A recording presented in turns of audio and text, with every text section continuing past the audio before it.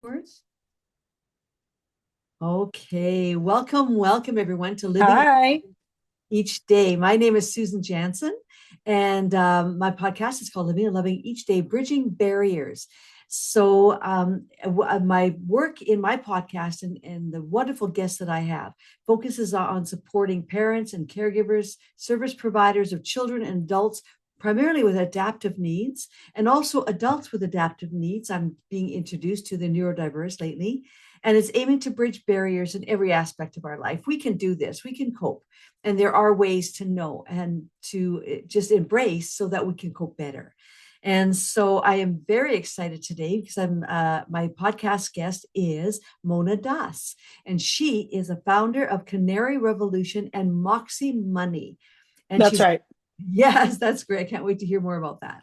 And she's a former Washington state senator with a passion for social justice and systemic change. And that's where I'm kind of in that realm about especially people with adaptive needs. We want to change attitudes about that too. So her legislative career saw nearly 30 bills passed, championing environmental justice and equity.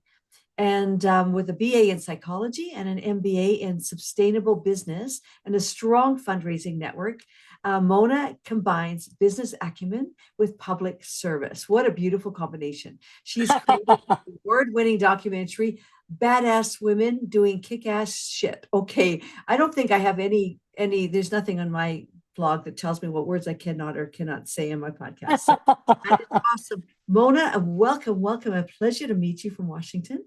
And tell us all about you. I want to hear about you and what's going on with you right now in your life. well, thank you so much for having me. It's such an honor to be here, especially on a topic that is near and dear to my heart as I've become a caregiver for my mom post-stroke. So I'm happy to chat about that. But I'll give you my story.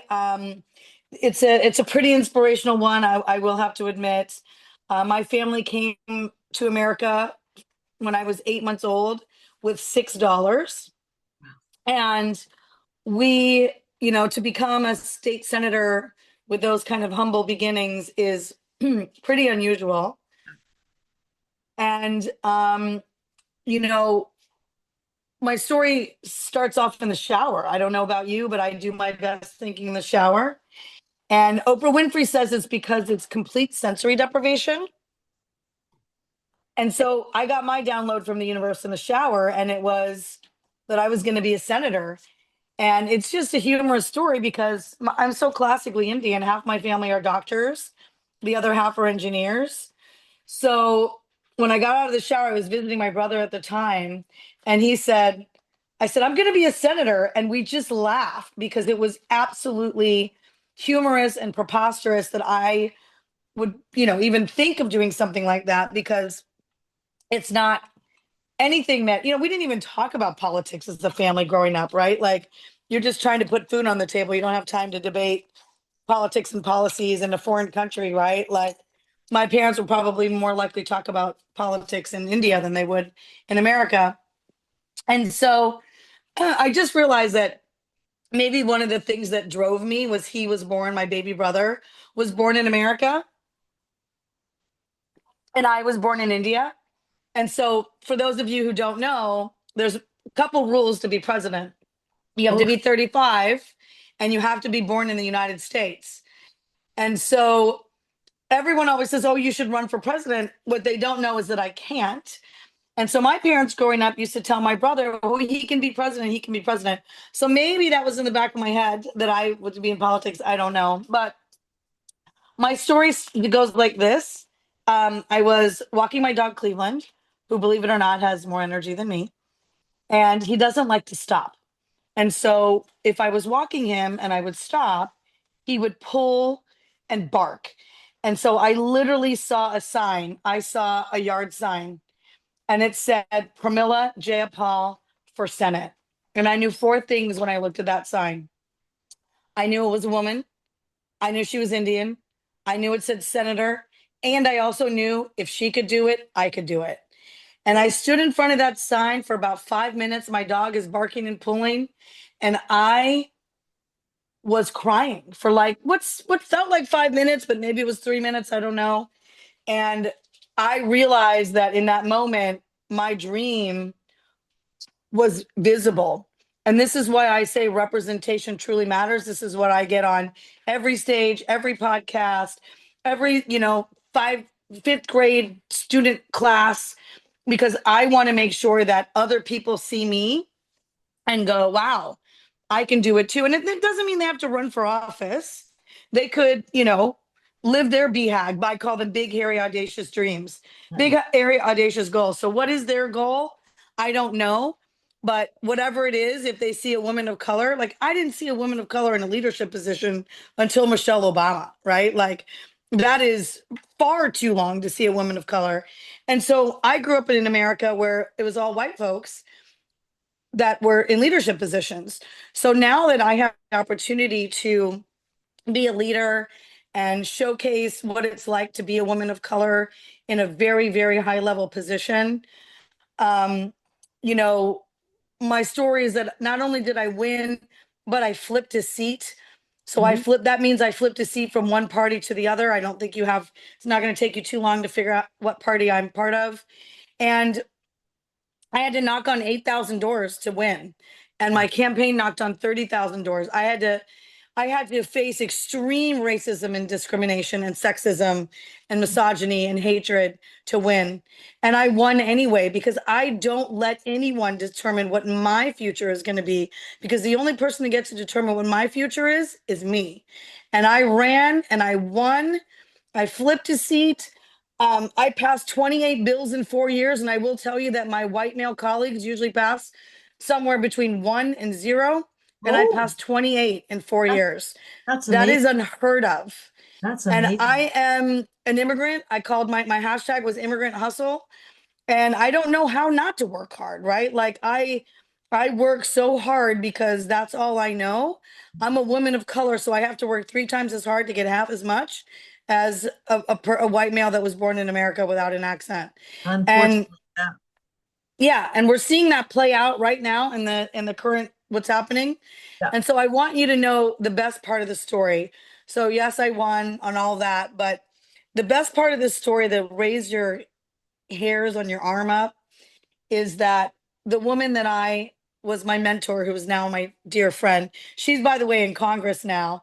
And so she's the chair of the Progressive Caucus. So she and AOC are, leading the charge for all these women of color in Congress who are standing up to all this crap. And um my assistant and I, my chief of staff and I were picking out an office, and we wanted the office that faced the dome. So Washington State's Capitol is modeled after Washington D.C., and so it's the dome and the two sides of the building, Senate on one side, House on the other, and we wanted that picture. We wanted the view of the dome, so that on those hard days, and oh, well, there were some hard days, we would remember why we were there and what we were working for. So I found out about 2 months after I picked that office that that office was also Pramila Jayapal's office. Okay. So that is the full circle moment. Not only was Wow. she my mentor That was your and son. my inspiration, That was your I son. ended up sitting in her actual chair. Yeah. Wow. That that is visualization. Like Yeah. Yeah. Talk about that. Right. that's something. That is really cool. Congratulations. That says a lot. And so, Thank you. so how did you stay the course? Like how Yeah, it did you was really difficult. I mean, this racism, the sexism, the misogyny was just being hurled at me on a pretty much daily basis. I usually don't, I'm a duck. Like water just beads off of me. I've had many bosses tell me that.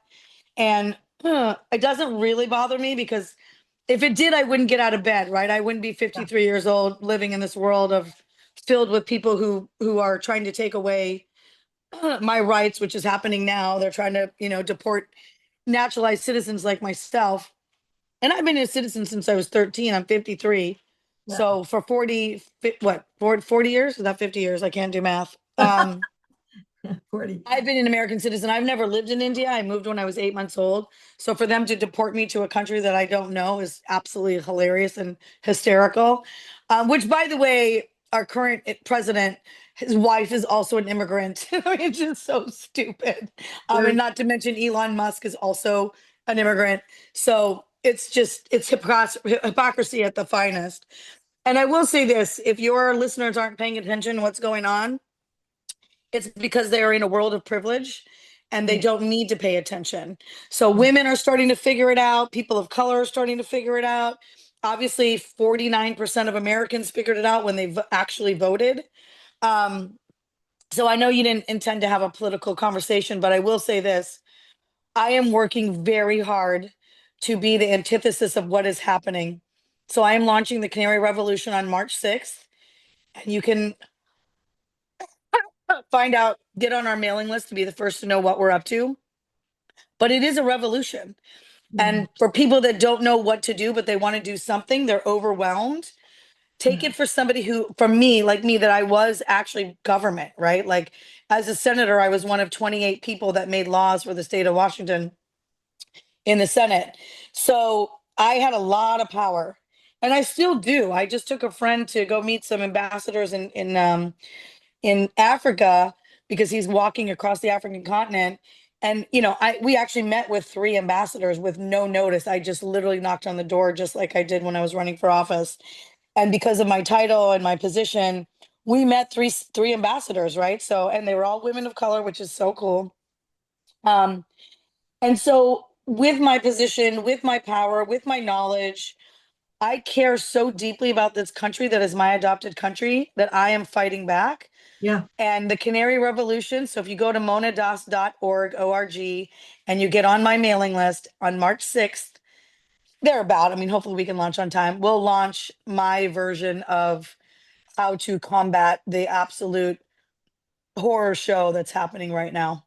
yeah. And like my podcast is situated in Edmonton, Alberta, Canada. So we're like way, Oh, yeah. So you're Canadian. Yeah, yeah. but we really, uh, we watch the news like every day. It's all around us. So it's not like we're in a hole here. So we do watch, Right. do see.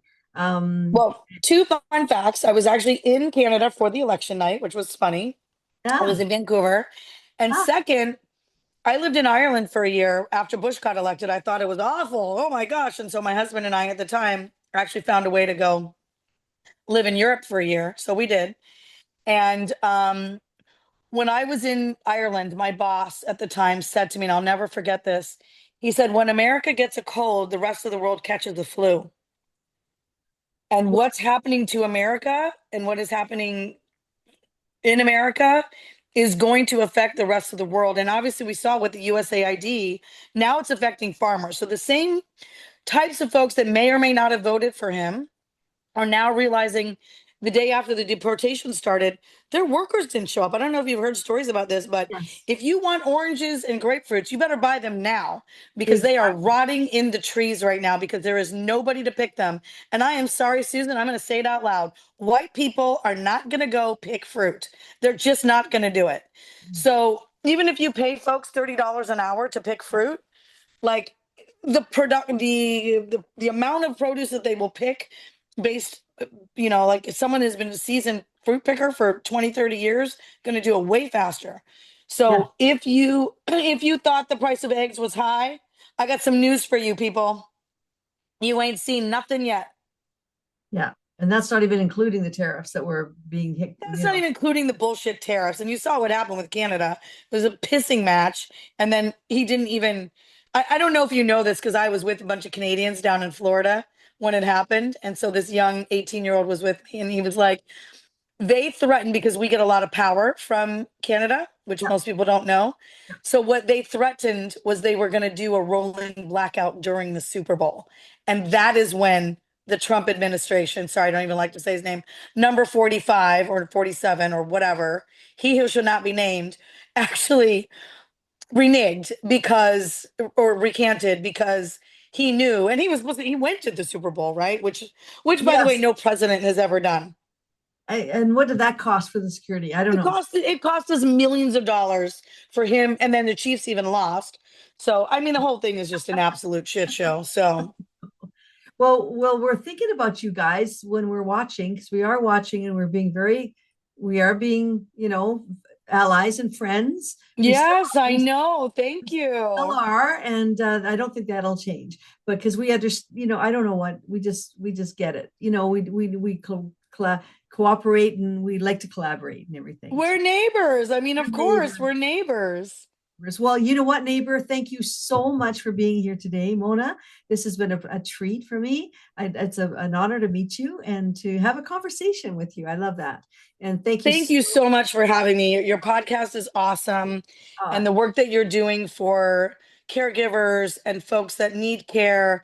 I just want to say thank you personally because as my mom had a stroke, she's in an assisted living facility now. And it's it's been a PhD lesson in how broken our healthcare system is here. Yeah. Oh, I'm so sorry to hear that.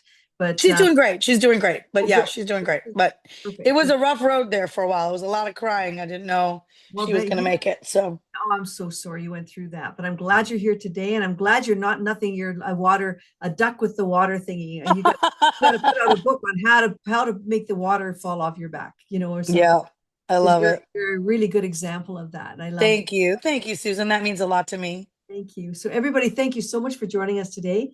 And again, living and loving each day. You can find me at suejansen.ca because I'm in Canada, and I would love to hear from you. So, you can subscribe there, or let's continue the conversation there too.